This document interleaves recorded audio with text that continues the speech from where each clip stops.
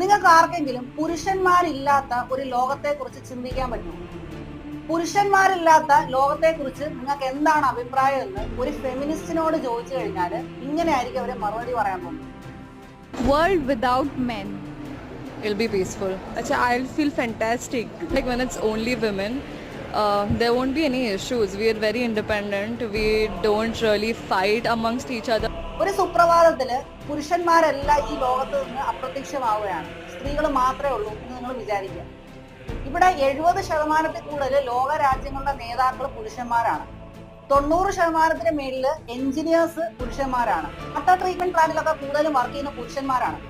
ഇതുമൂലം വെള്ളം ഇല്ലാതാകുന്നു, വൈദ്യുതി ഇല്ലാതാകുന്നു, ട്രാൻസ്പോർട്ടേഷൻ ഇല്ലാതാകുന്നു. എന്തിനേറെ പറയുന്നു, വാട്സാപ്പ്, ഫേസ്ബുക്ക്, യൂട്യൂബ് പോലുള്ള സോഷ്യൽ മീഡിയയും ഇന്റർനെറ്റും ഒക്കെ അവിടെ കട്ടാവുകയാണ്. അങ്ങനെ ഒരു ലോകത്തെ കുറിച്ച് നമുക്ക് ഇമാജിൻ ചെയ്യാൻ പോലും പറ്റില്ല.